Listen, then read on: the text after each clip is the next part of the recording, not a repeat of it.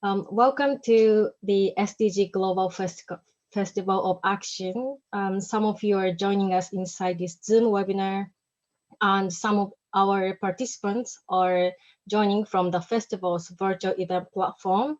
Welcome all. So my name is Chika Tamura. I am working for NPO Ethic that has been supporting social entrepreneurs for over 15 years based in Japan. I will be moderating today's workshop. So before we kick off, we have an announcement from the UN SDG Action Campaign team. So please all note that this session is part of the SDG Global Festival of Action. So if you are joining here directly using Zoom, we strongly encourage you to log into the event platform afterwards. We will share the link in the chat if you don't have it already. You can then benefit from joining any one of the 6 stages, meeting and connecting with others in the connection zone. So you can also check out up to 20 exhibits and find additional information in the resource library. So in this workshop, Stories of SDG Startups, we will explore the life stories of young startup founders from Asia Pacific and Africa to share their entrepreneurial journey and how they are changing the world to leave no one behind. So we will have a QA at the end of this session. So if you have any questions, please write your question in the QA window. Chat window is also open to the participants for your comments, but please make sure you write the questions in the QA window and not in the chat. Okay, so we have many people joining us today. Actually, there are over 140 people participating right now. Thank you. Great welcome to all of you from around the world. So before we start, we would like to do a quick poll to see your relationship with entrepreneurship. I think the poll screen is going to be popped up on your Zoom screen. Is it ready? Oh yeah, it's on right now. So we've got 1 minute to answer. So if you're entrepreneur, select the first one. If you're ex-entrepreneur, select the second one. So we've got 1 minute to answer for that.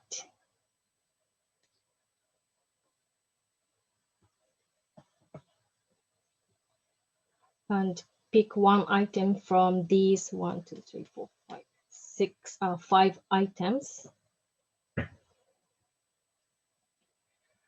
Okay, so I hope everyone has answered the poll already. So let's see the result.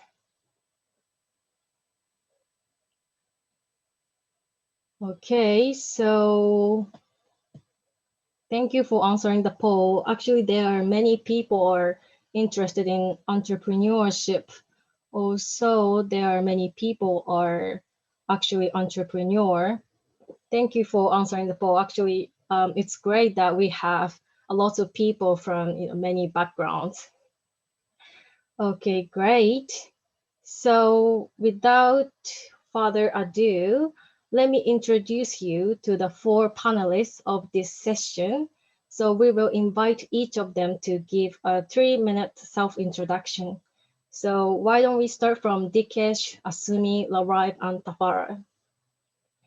So Dikesh, if you're ready. Hi, everybody. Let me just share my screen.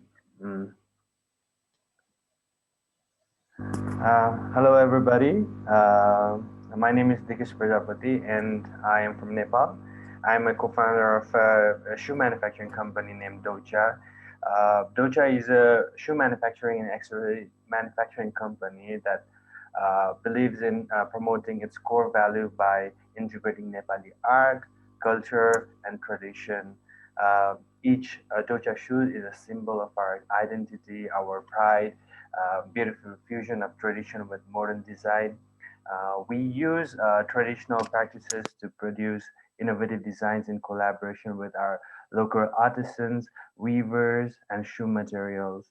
The basic concept of docha came with trying to bridge the gap between Nepali youth who are very modern these days, and bridging the gap between the modern youth and the dying Nepali culture. So that's how we initially started with this enterprise.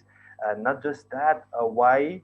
Because every and besides just being the bridge between our modern youth and the long lost culture, we believe in having a ecosystem, building an ecosystem for our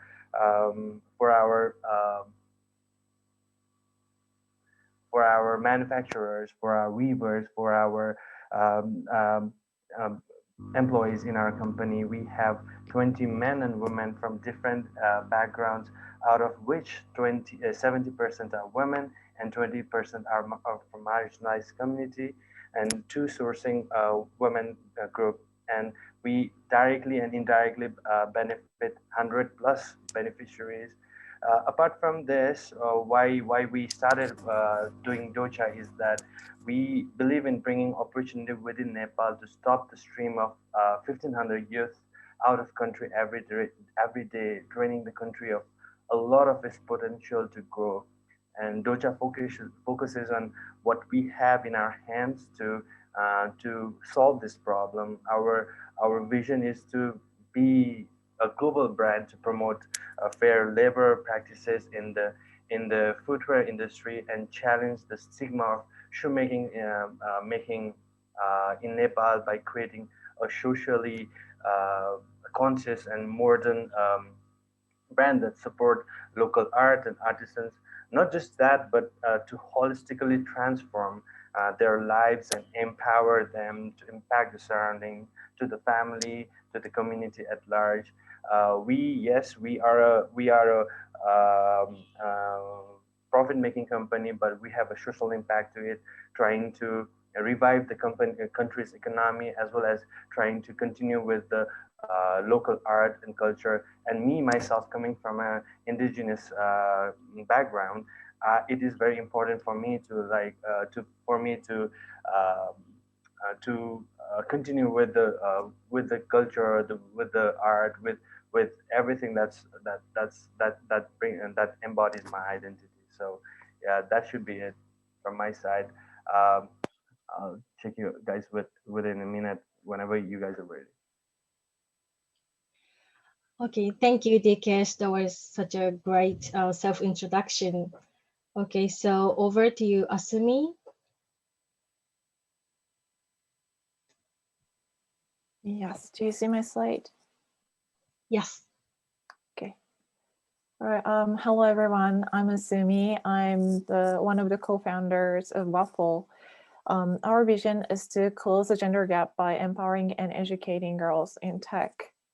So what we do is basically we provide programming education to girls in middle school and high school. And also we advocate the issue to the society by constantly discussing the topic with public and private sector. That includes the government and local government, and also a lot of IT companies. As the tech dominates the world and rapidly growing in every sector of the society, gender gap in tech is a significant issue. Here is the graph for the women rate in engineering department among OECD countries. And Japan has the lowest rate among OECD countries. And furthermore, when other countries, not OECD countries, are included, we are still one of the lowest countries.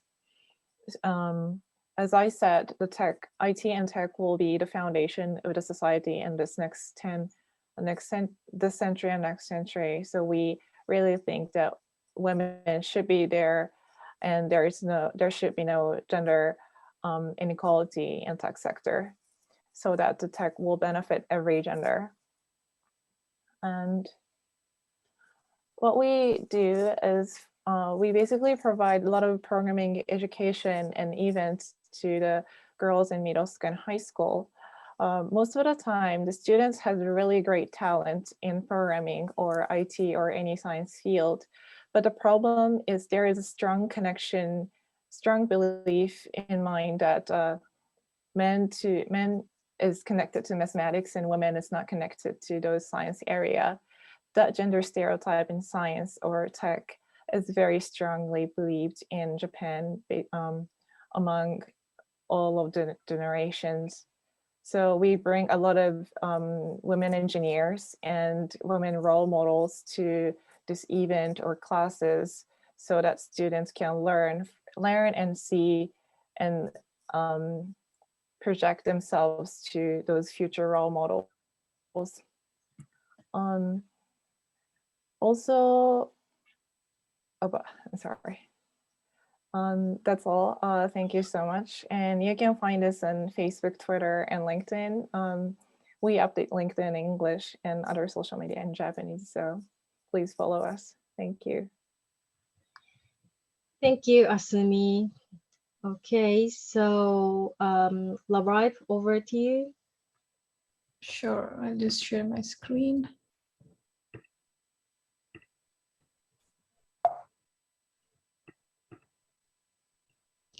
Okay, hello, assalamu alaikum everyone. This is Larev from Lahore, Pakistan. I'm actually a lecturer at university, but that's just part-time because I love training young people. My main focus is my organization, which is Mashal.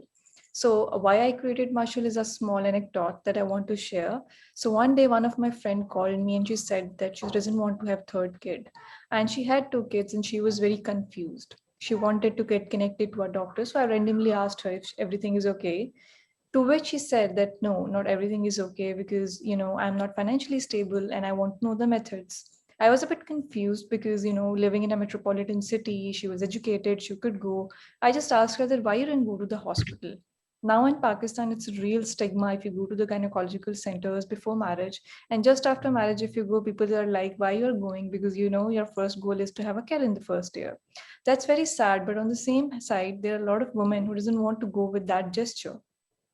So with the fear of those stigma, she didn't go. I asked her that, every student says, why you didn't Google? Google is something that comes up in your mind, you just research on the internet. She said that the information is very scattered and how would I know it's, religiously or even in my country relatable to me?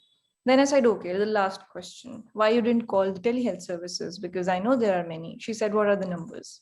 So now here it was a food for thought for me because even I didn't remember the numbers, to be honest. So then I did a research and I realized that 77% of the young people who are using cell phones in Pakistan are under the age of 21 to 30. Now, this is the age bracket where we get married as well. This is the marriage age in Pakistan. Yet people are unaware of their sexual and reproductive health and rights. They do not know the methods. They are just going with the flow and with the peer pressure, with the society pressure, they take decisions when they are even not mentally and financially ready. They do not ask because they're shy. So then I created my product, which is Bridge the Gap. It is Pakistan's first Android and web application, which has contraceptive methods, both in English and in Urdu language. It has geotags of all the clinics, which are available for free of cost, all the telehealth services, which are free of cost, and you can call and simply ask anything you feel like. There are real doctors there, and it's authentic. Then we have province categorization. You can go to the province and select yours. We have audio versions for those who cannot read or write, or maybe cannot see, because there are a lot of couples I personally know who are visually impaired. And then we had the home delivery component where you could buy sexual and reproductive health and rights products. So I made this application. I wasn't sure if it's needed, but when I launched it, I realized the amount of young girls reached out to me in my inbox saying that we might not be able to tell that in public, but we do needed this. We wanted to have this application. So I created this application. You can see this in Urdu language to have a better reach. And then we did session across the country. We did in so many cities with young people, men, women, both included, but it's really important to include all the genders. We included government stakeholders, international organizations, and we realized that no, it is a necessity. We reached over 300,000 young men and women and launched this application from one city to like Pakistan wide. So this is how we worked on digital solutions. Previously, we were working on theater campaigns, seminars, advocacy activities. We would do a lot of other sessions, trainings, social media campaigns. But now we do have a digital tool. So whenever now we do the seminar, whenever we go for a participation, it's very nice feeling to share with someone that now we have a solution that we can offer you, which is free, which is authentic and easily accessible. So now we work for the advocacy of SRHR using our digital tool, which is Pakistan recognized, rewarded by the government as one of the promising practices in family planning. And yes, we are bridging the gap between beneficiaries and the services available. Thank you. Thank you, Larive. Okay, so Tafara. Hello, everyone. My name is Tafara. I am from Zimbabwe. I am one of the co-founders at Tuvel, which is an app that seeks to make public transport cheaper and more accessible to millions of commuters across Africa by leveraging on technologies such as geolocation, fintech, and machine learning. And we do this using two apps. The first app is a commuter app that allows commuters to essentially track and pay for public transport. And then we have an operator app that is meant for commuter bus operators to manage their fleets. And with these two apps, we have an end-to-end solution where you have someone who can book a cab or a private car or a bus, either within a city or to other cities, and essentially pay with mobile money. And so far, we are working with 30 public transport operators in Zimbabwe, and we've done 1,000 trips to date. And and essentially what we're trying to do here is to build a public transport app for Africa that essentially changed the way we travel. And thank you. I would be happy to talk more about how we started. Okay, great. Thank you, Tafara. Yeah. Okay, thank you for all the great self-introduction. I think we all learned that each one of you has a very strong passion and awareness of social issues, which led to starting your social enterprise. Okay, so let's move on to the panel talk. Okay, so I have seen many social entrepreneurs so far, and most of them start their social enterprises from their own experiences or strong awareness of social issues. So I would like to kick off the panel talk with this question: why and how did you start your enterprise?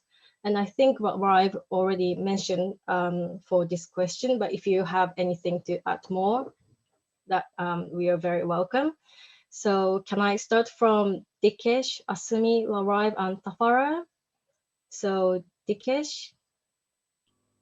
Thanks, Jiga, for the question.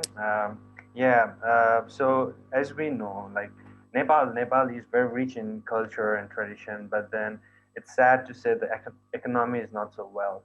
And after this devastating earthquake in 2015, we saw the art and the culture, the heritage deteriorating so badly, affected so badly, and which was already in decline, right? And then but then that's when it was during our earthquake relief campaign when I met my then fellow volunteer, now my co-founder, where we were talking about how can we actually solve this problem. And then to know why shoes, we loved shoes, right? We used to talk about shoes all the time. And then just to come up with this idea, like how can we combine this, our love for art and shoes together, was something that came after the earthquake. And not just that, we were very passionate about providing, trying to retain the 1,500 youth who are leaving Nepal every day. Like it's true, it's massive. Like every day 1,500 youth from Nepal are moving to foreign land for better job opportunity, and we wanted to pull that potential back into our country. And in a whole, that's how Docha was born, to be honest. Like we wanted to preserve our culture, tradition, and bring like challenge the stigma of like our country where shoemaking, like Nepal doesn't produce quality products, but then if you can actually put your heart and soul into the details and everything, and just to say out to people, like even if you're like from our local good can be as good as the global brand. So that's actually how Doja was formed. It was the prime time in 2015 when we knew we had to bridge this gap. Okay, thank you for sharing your story. Okay, so how about Asumi? Sure. So before working at Waffle, I was a data scientist at IT company, and I realized that there is a gender gap in development team. So it was 2 to 8 or worse than that, and I really wanted to fix it. And I talked with the director to hire more women, but what he told me is that we try to do so, but there's no women in the labor market. We try to get the resume from women, but it's mostly from men. And then that happened at the next company as well. I moved to a small AI startup where I was working with only six teammates. And then there I had a chance to look up the resume as well. And what the director told me was true. I really didn't find a resume from women, at least for data science or machine learning engineer position. And I thought that's a problem. One, because gender gap should be, closed, or we should have better gender balance. And the second is that there's a field called AI ethics or technology ethics. And there is a news that Amazon created the hiring AI and it discriminated women.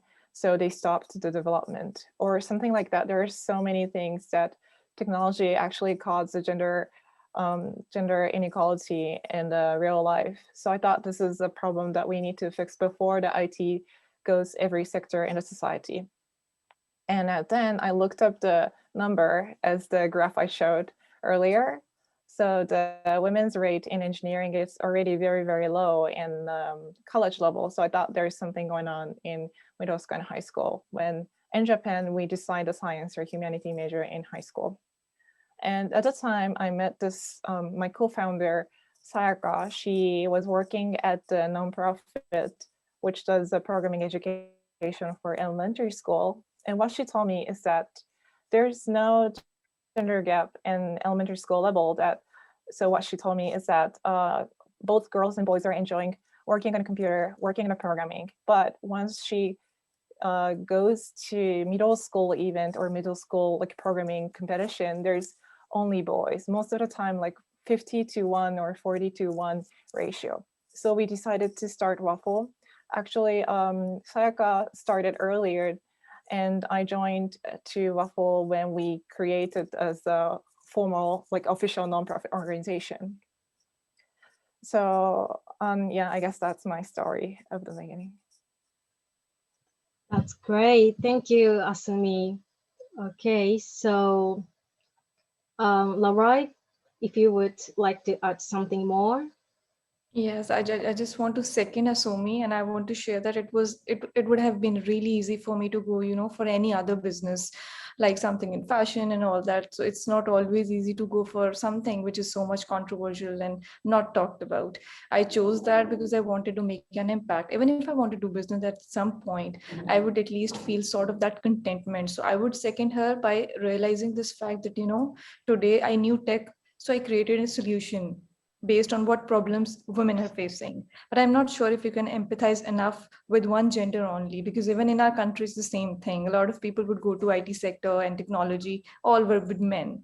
And it's very rare that women would be in there. Even if we go to investors and pitching and all that, there would be sort of discrimination in choosing, women over men, because they would know that they would got married and they'll be busy in the opportunities of their own household chores and everything. So there's a lot of like bias around it.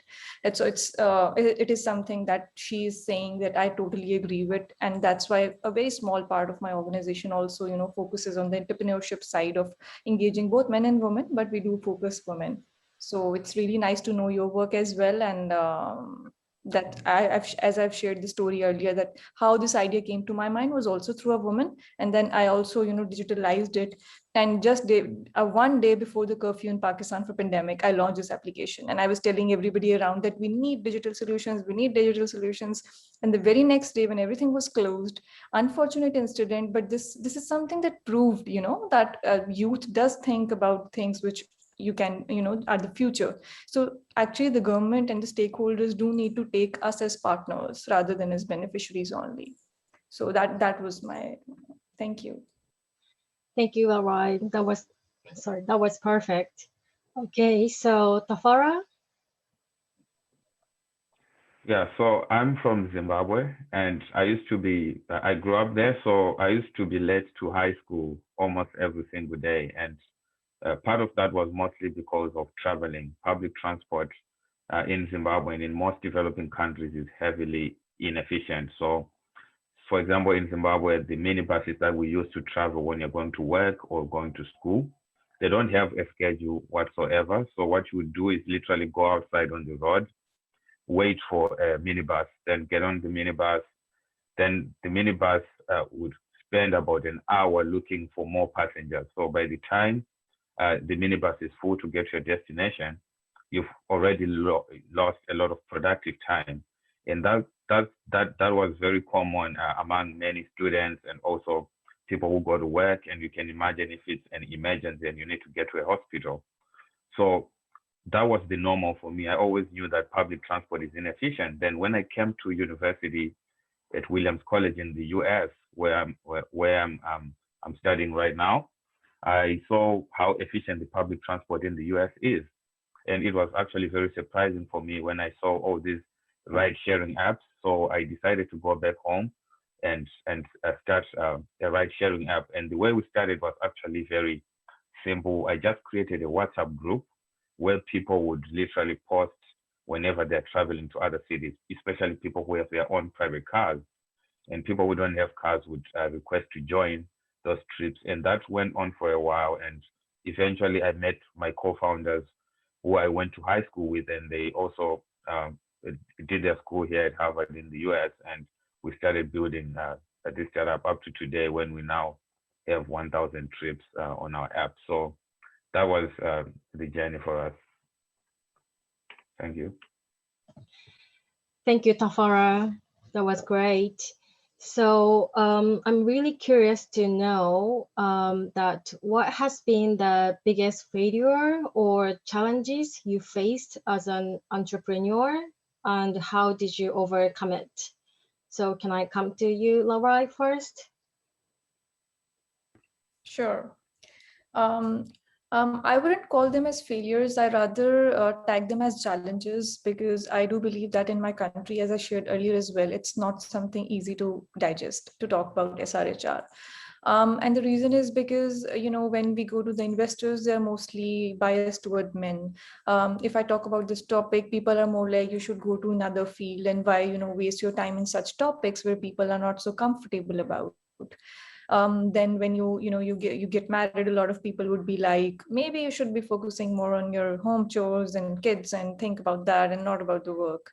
And then the larger problem that happens in my country, especially the lack of resources for young people. I speak this everywhere, every time, because this is really important.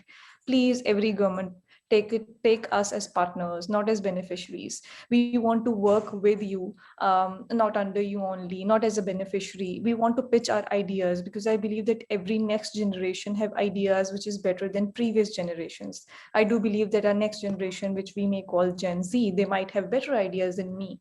So maybe at this time, for the 5 to 10 years, I have those ideas that the previous generation didn't have. So whenever we go, we pitch usually, abroad and international platforms. It's really nice to see how much our ideas are valued. So I also want that on the national level, on the provincial level in my country. So please allocate resources for us to, continue work, especially when, pandemic came and all the resources which were, we thought we would have shrunk. So it's not easy to always continue and sustain, although we develop such solutions which itself are sustainable. But for advocacy, for continuing it was very tricky. So I would call those as challenges. That's because of gender, because of living in a country which I wouldn't call so much rich in terms of resources, and their focus is, clearly not like a priority wise on sexual and reproductive health and rights. Rather, it's always a debate if we have to enter that into the population department or it should be in the health department. So even those clarities and everything, sort of shifts the paradigm and the focus towards how we should take the population issue as. Would that be more linked to the poverty, or is it more linked to the resource allocation? So in all this scenario, although this is a very bigger level thing, the smallest thing that we can do today is to engage young people meaningfully. Okay, thank you, Larive. Thank you. So how about Tafara? Yeah, thank you. So, for Truevel, it's a public transport app, right? So imagine beginning of 2020, we have a public transport app that we were trying to get to market. Then there's a pandemic where people are trying to stay in their homes, and we're trying to tell them to be traveling using, these minibuses.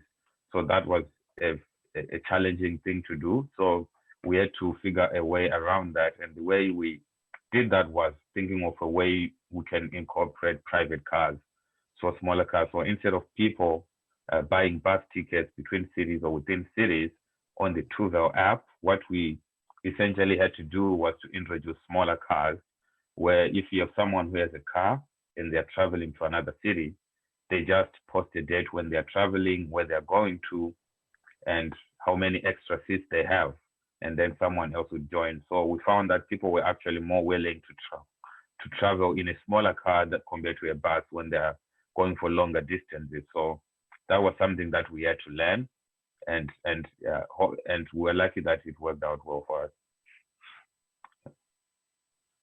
Okay, thank you very much. That was perfect. So how about Asumi, if you have, biggest challenges or failure that you faced so far? Sure, about challenge. But before that, thank you, Larry. I'm sorry, I can't really pronounce well, but thank you, Larry, for adding the point. And this is, why we educate tech to women. So for our challenge is whenever we talk to people or we try to launch a new event, there is a problem of gender or IT. So gender issue is very new in Japan to be discussed in the public, and also not every school has great tech gears. Sometimes people think Japan is very advanced and everyone has a technology, but the school setting is very, very old. Students are still taking notes by their hands, and the moving to online classroom was very slow in some region. Like even in Tokyo, and a lot of students had this like vacancy of learning last year during pandemic. So that's our problem challenges. And we are actually quite a new organization. We founded in November of 2019. So it's been a year and a bit, and we've been working on different events, but right now we want to launch like long-term goal, long-term business, so that we can make a more impact on students. But anytime we talk with teachers or parents, it is that they don't know programming, or they don't think girls need to take programming education. So that's one of the challenges we are facing and still trying to solve. Amazing, Asumi. Thank you. So Dikesh?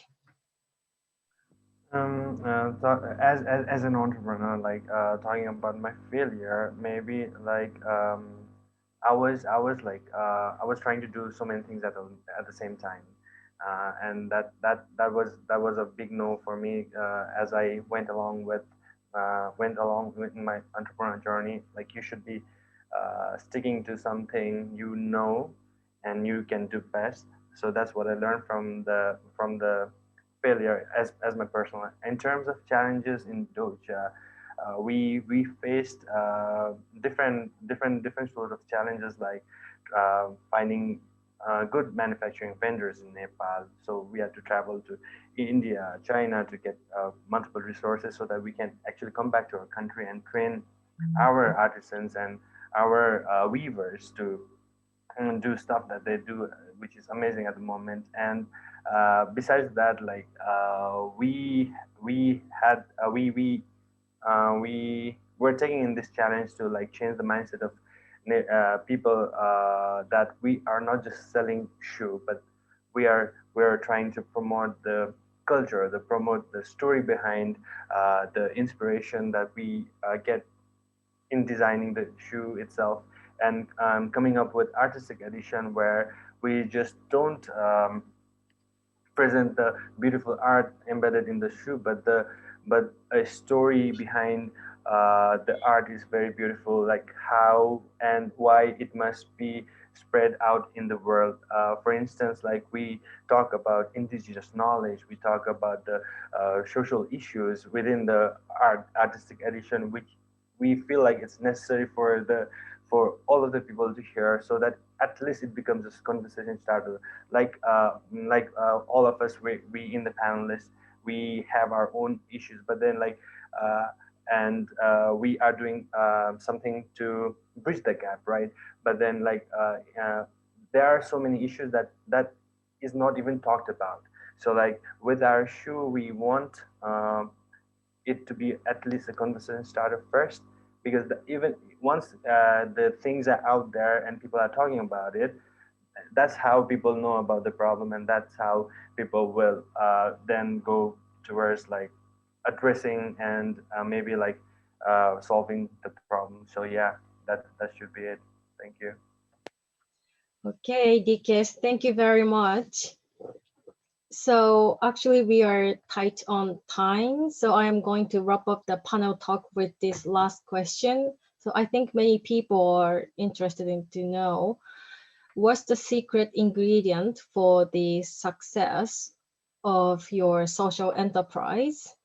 So can I start from Asumi, Dikesh, Tafara, and Larive?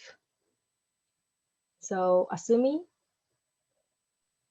Sure. I think a lot of people are curious about the finance of these social enterprise, and I need to clarify that we are a nonprofit, and so choosing to be nonprofit is probably one of the secret. If you are for-profit, it is difficult to partner with government or any public sector, especially if you're going for education.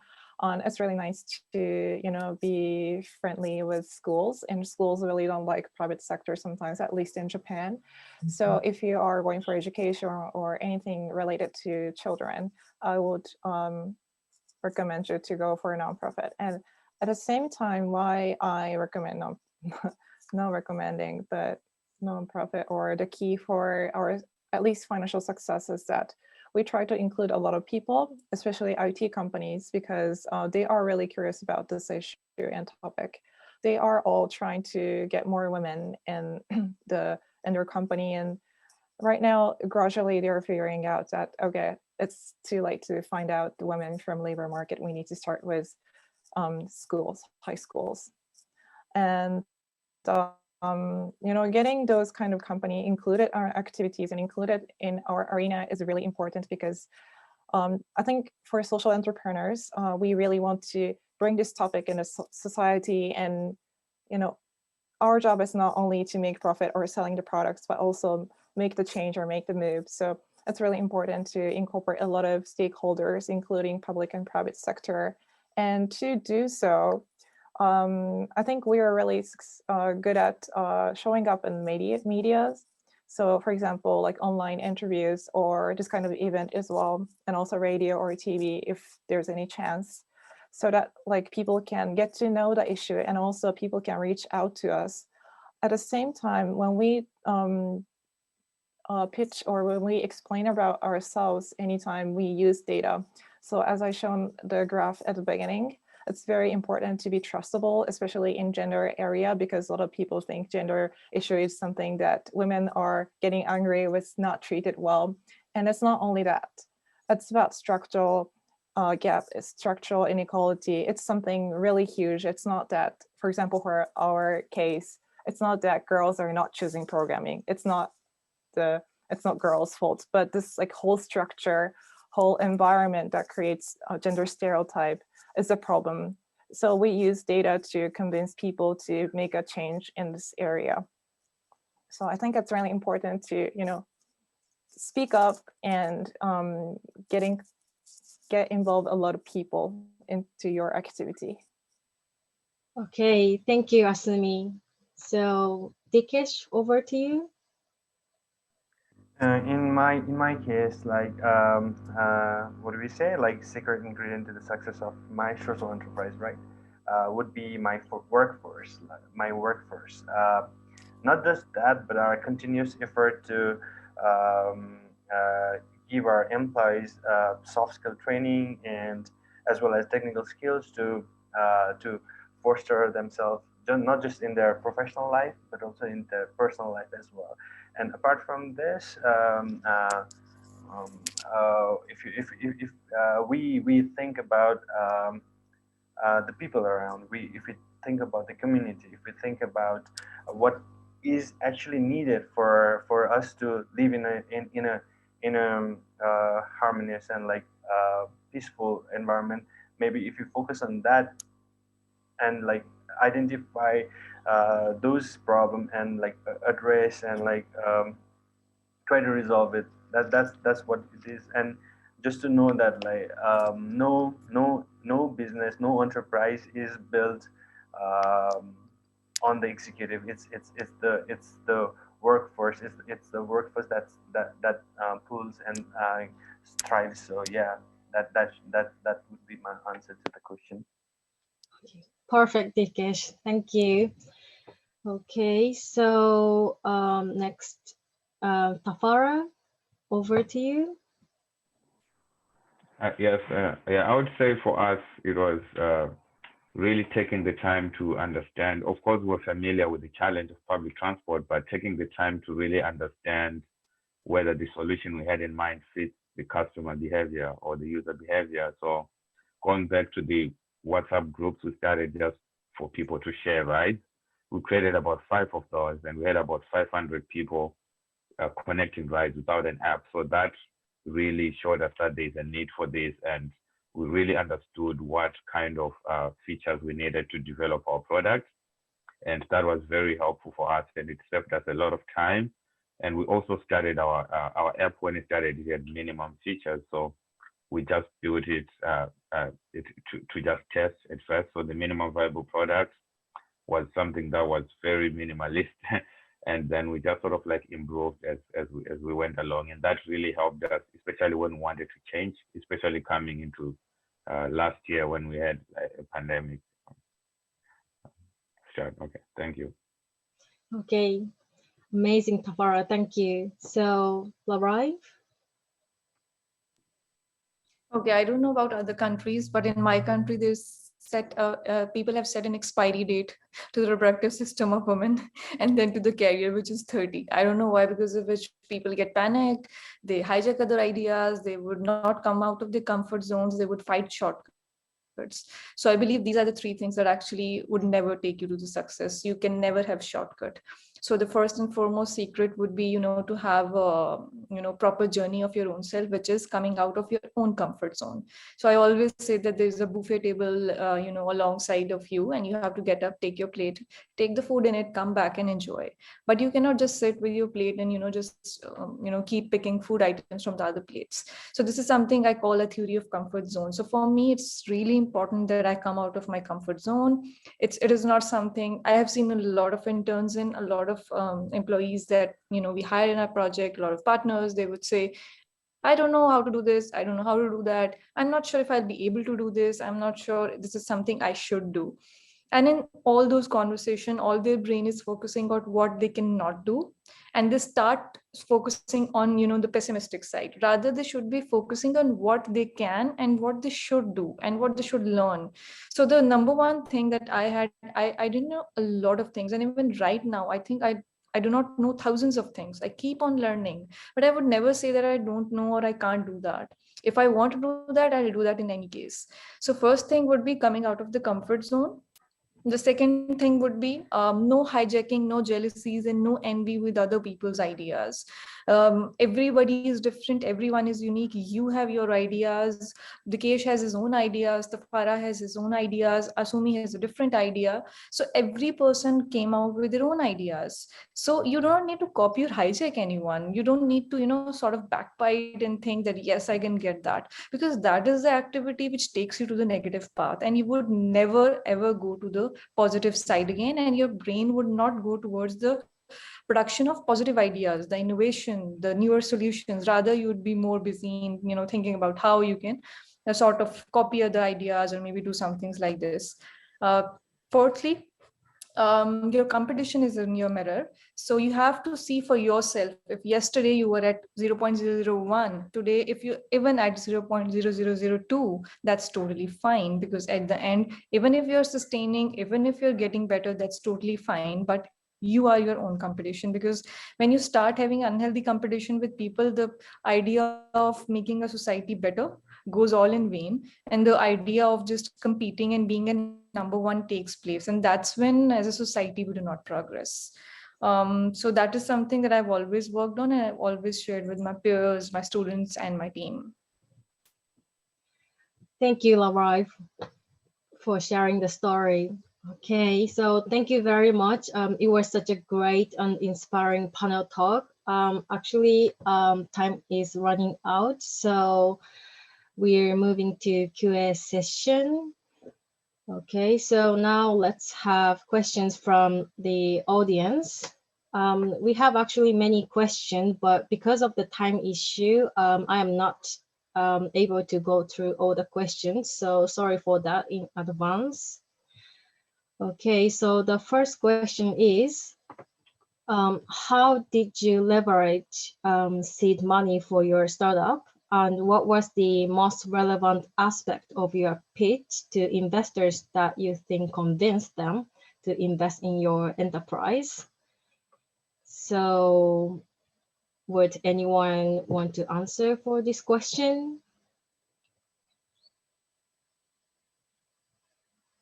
How about Dikesh, if you want to answer for this question? So if you talk about my seed funding for my enterprise, like we actually we as co-founder, we actually started off with our own money. We started off very small, and knowing our risk factor, we didn't aim big at the beginning. We were learning, and we're still learning. As Laura said, like learning is a process that's never gonna end, and like you'll keep on learning and learning.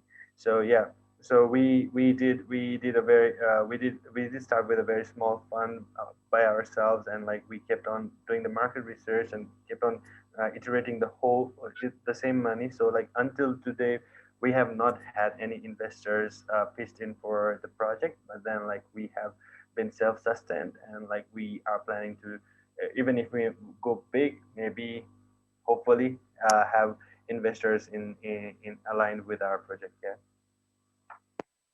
Okay, thank you, Dikesh. How about Tafara? If you want to answer for this question.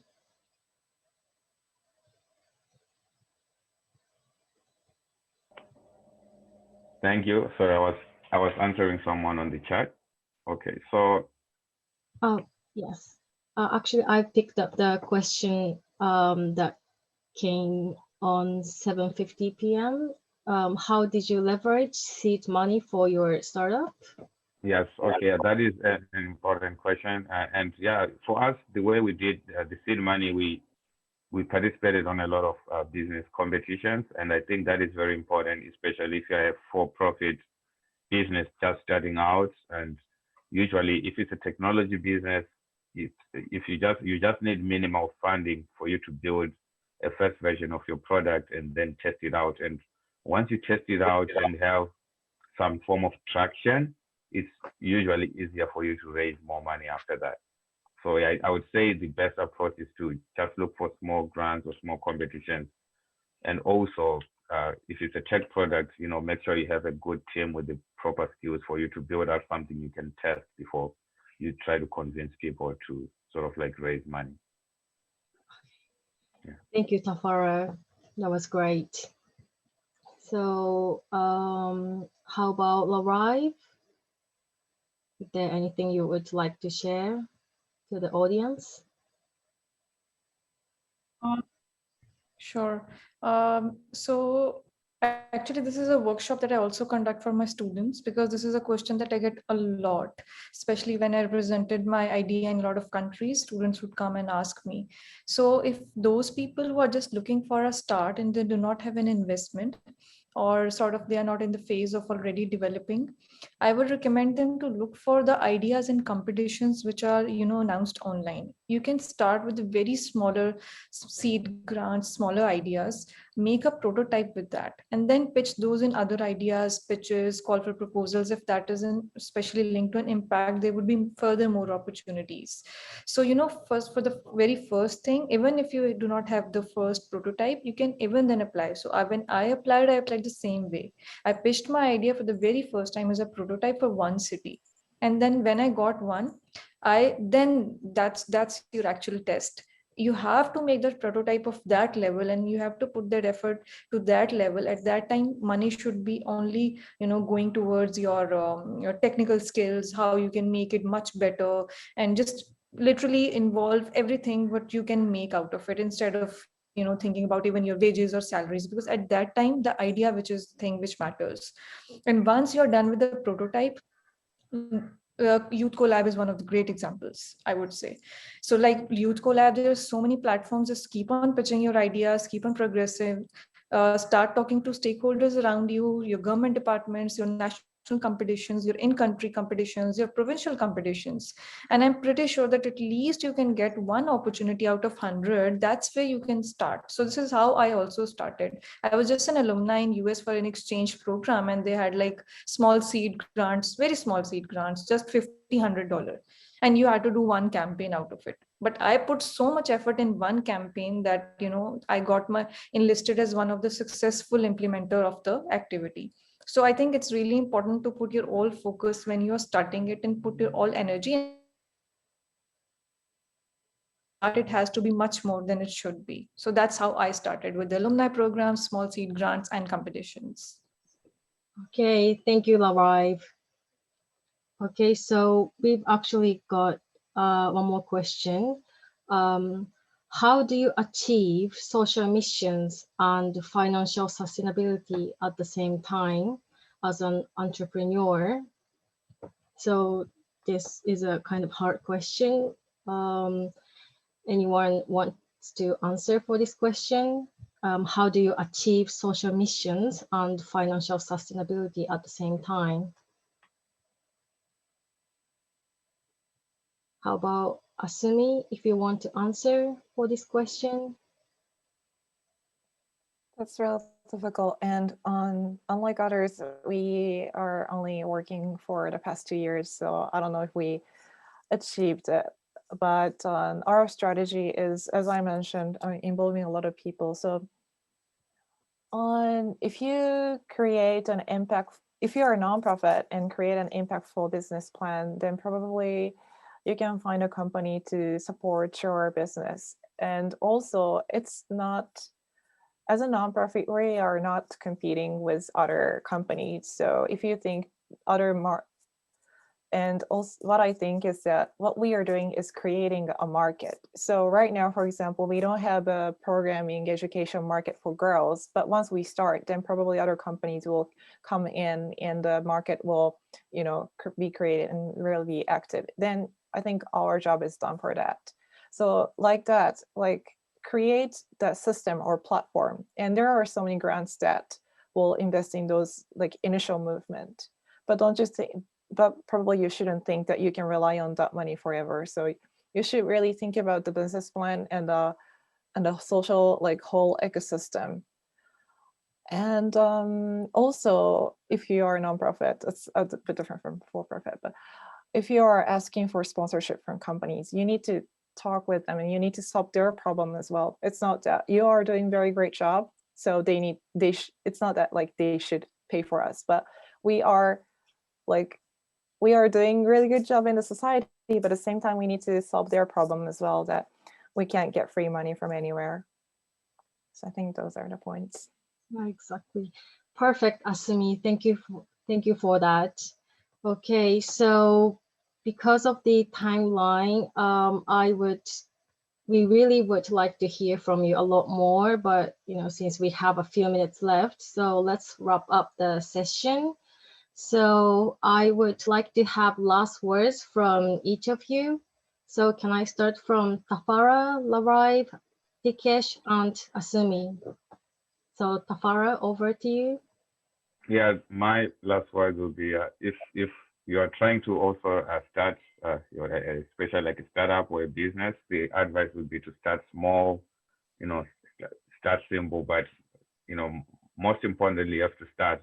For us, we started with a simple WhatsApp group, and now we have a full-fledged app. So you have to appreciate the journey. It doesn't always start, the way you see it in your head. You just have to start with what we have, and eventually keep working and hope for the best. Thank you. Okay, thank you. So Larive? I would say that for me, life is more than just sleeping, eating, and having kids. So maybe it's a balance of having fun and also creating an impact. Life without creating any impact would be nothing. And an impact doesn't have to be changing the world. It starts just within you with one deed, one thing, one change that you can do. So nothing is impossible. If you want to start an idea, do it. Even if you're not making an impact through your work, you can make an impact through your personal journeys from the people around you. So there's always a chance in your life that you can impact somebody's life in a very positive way. So please do it and make this world a very happy and a very peaceful place to be in. I hope we get over this pandemic soon as well. So maybe a lot of us can see each other in person, travel, and let's promote peace. Thank you, Larive. So Dikesh? Yeah, echoing to what Larive and Tafara said, making an impact, making a difference, just in one individual's life is more than enough. And apart from that, never be afraid of failures, because that's how you learn. And learning is a process. And yeah, believe in yourself, believe in your roots. That's your true identity. And never be afraid of trying out and proposing an idea to people, pitching ideas to people. Yeah. Thank you, Dikesh. Okay, so Asumi, last but not least. Right. Almost same as everyone, but if you want to start something, start it. Like, don't be afraid of anyone else and even if small, you can start it. And as myself and my co-founder, we started as a part-time, so like side hustle. So that's okay. Like, you don't need to be serious 100% from the beginning. So just start on your own pace, because there are so many social problems. So we all need to start at some point. And yeah, good luck to your journey as well. Thank you, Asumi. So thank you very much for sharing the amazing stories. I'm sure that everyone joining today has learned something from the panel talk to be a part of the change for a better society. So lastly, I would like to run a poll again. Please let us know which themes you are most interested in taking action for. You can select more than one answer if you want. Okay, so if you're interested in climate action, select first one. Poverty and inequality, gender equality, inclusive systems, and sustainable finance.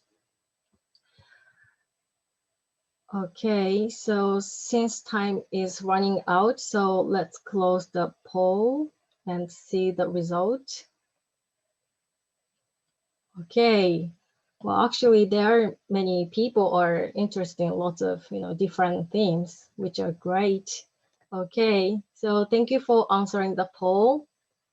So I hope that today's stories have encouraged you to make an action for a better and brighter world.